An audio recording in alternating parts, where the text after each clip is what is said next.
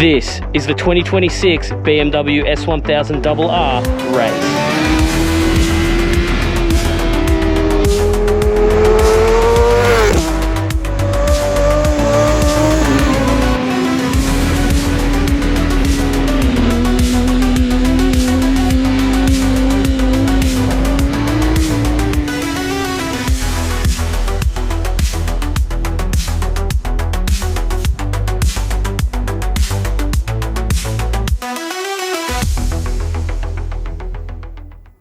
This bike is a fucking animal. The 26 BMW S1000RR. I kind of lied a little bit. This is actually a 2025, but there's no changes whatsoever. They haven't even changed the colors for this year. So it's exactly the same bike. This one still even has under 10,000 Ks on it. So it's a brand newie. It's unlocked, which is good because I've been able to do monos and, you know, go fast and all that sort of stuff. I don't have to worry about that first service bullshit that they put on the bike. But yeah, I'm just going to run through some things that I noticed, first impressions and all that sort of stuff. And hopefully you enjoy the video. Okay, so the first thing I need to tell you is that this is the race, not the standard model. So it comes with a couple of little extras, plus some other mods that the owner has done. So first thing is it's got forged wheels, which are pretty cool. They're not as cool as the carbon ones, but being forged, they are going to be a little bit stronger, and you don't have to worry too much about doing stoppies and all that sort of stuff.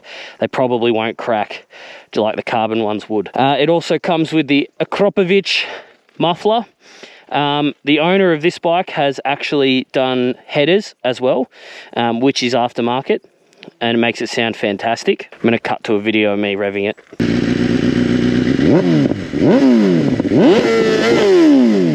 That sounds fantastic. Let's see how it sounds over there. That sounds fucking awesome. The only other thing that sets it aside from the standard model is it comes with the endurance chain. This chain, they reckon, never needs to be replaced. I mean, I reckon that's cap, but at the end of the day, there's people out there that are getting 60, 70,000 Ks out of this chain, purely just with your standard chain maintenance and servicing. The only other thing that the owner has done is he's put a tall seat on it because he is a tall boy. I am not a tall boy, so it makes me feel like a midget when I'm riding this. Has all the other features that you would expect on a flagship superbike. You've got all the electronics you could poke a stick at. You've got fully electronic suspension.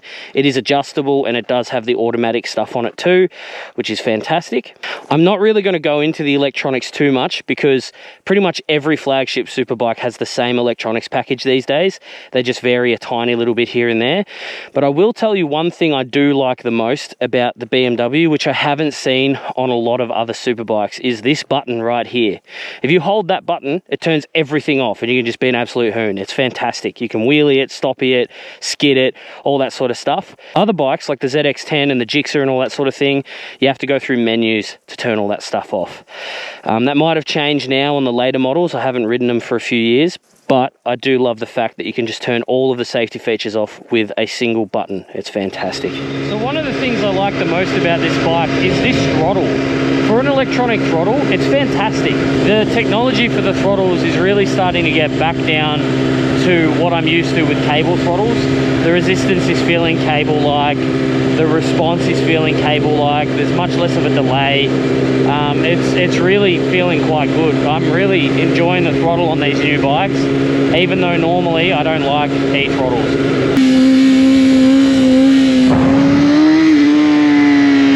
When I wheelie this bike, the wings and the front of this area here is so big, I cannot fucking see where I'm going at all. The other thing when I'm wheeling this bike, which I'll show you now, is it's actually really hard to reach the rear brake. And apparently it's not even adjustable, that I could see anyway.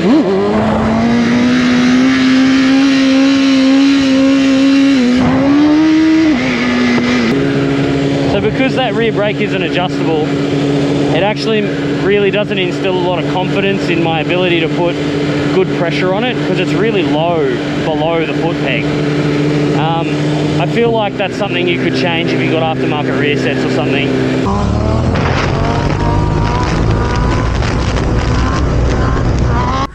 What a crazy bike. This is what I was talking about before with this rear brake. It doesn't look like it on camera, but where it actually actuates is quite far down. So when you push your foot down, it actually kind of it feels really far away from the peg, and that sort of ruins a little bit of that wheelie confidence that I'm going to have enough leverage over it to really catch the bike when it's flicking up. But other than that, this bike's really good to wheelie. It's really comfortable. One of the most divisive things about this model is actually when they went for these massive wings instead of the slightly smaller, less obvious ones on the previous generation. Have a look at this.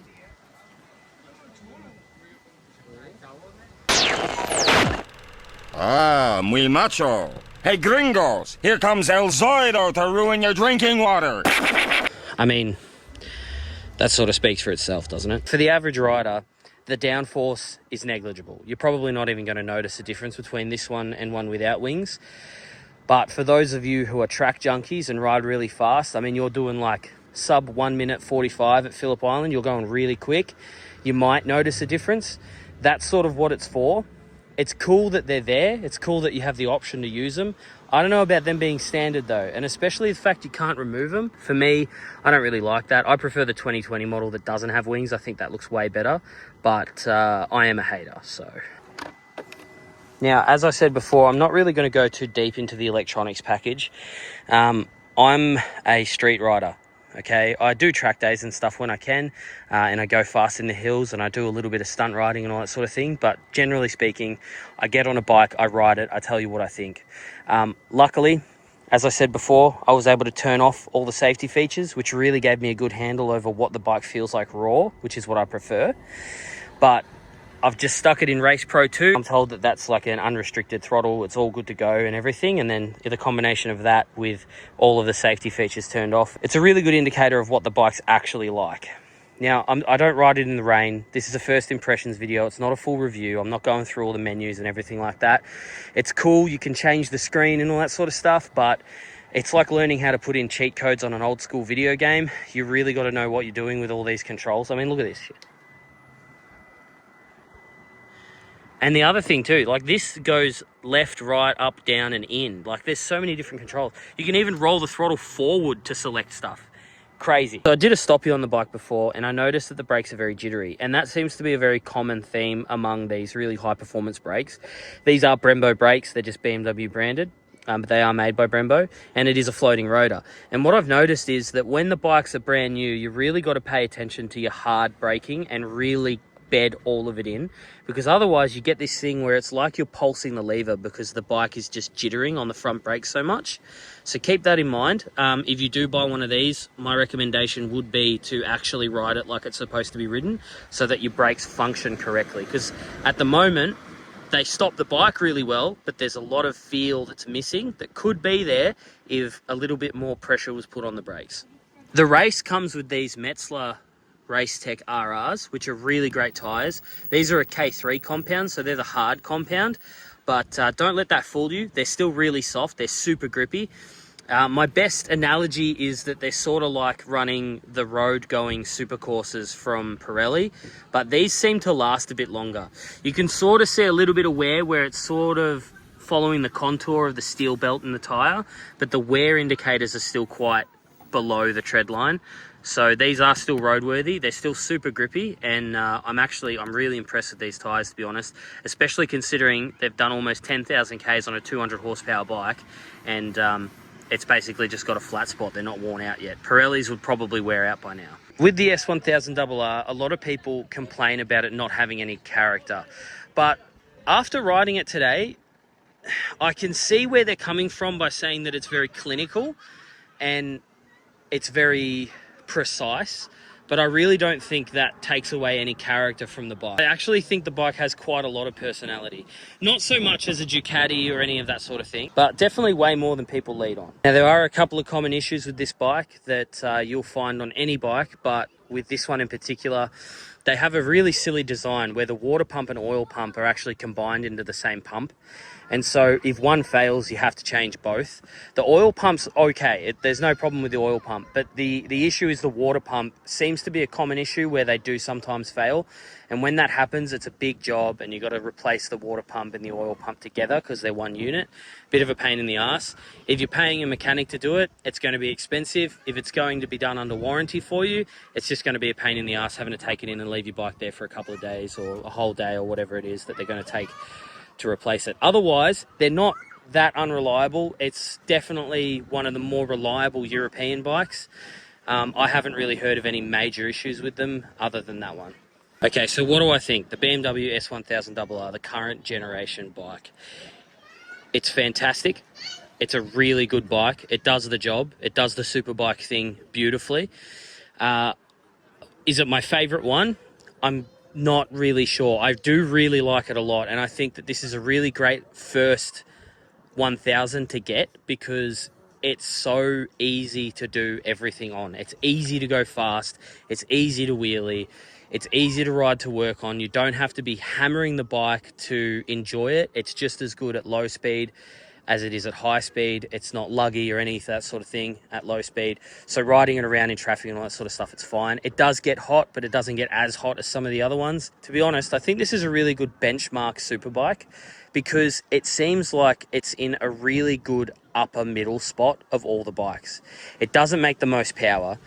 It doesn't have the best racing pedigree out of all of them. It's not the most reliable, but it's really not the least reliable at all. It's a really good upper middle road of all the superbikes. And if you're looking for a superbike to just do superbike stuff on, you really can't go wrong. The only thing you got to remember is that it is a BMW. If you break anything, it's hella expensive. But I guess that's going to be the same with anything that's not from Japan, and even some stuff in Japan like Yamaha, that's quite expensive. I would have this over an R1. I would have this over a ZX-10R now that I've ridden it. I still think I'd probably rather a V4S, but I think that is predominantly because of wank factor. I don't think that's actually a logical decision. That's just because I think I have some sort of boner for that bike. But all in all, fantastic super sport. You can't go wrong buying one of these. Just make sure you keep on top of the maintenance. Make sure that you buy the extended warranty if there is one offered. And other than that, go out there, take one for a test ride, tell me what you think. Thanks for watching, everyone. The S1K was a great bike. I hope you enjoyed the first ride impressions of it. Let me know in the comments what the next bike is you want to see me review, and I'll try and organise it. But like, comment, subscribe, hit that bell, and I'll see you in the next one.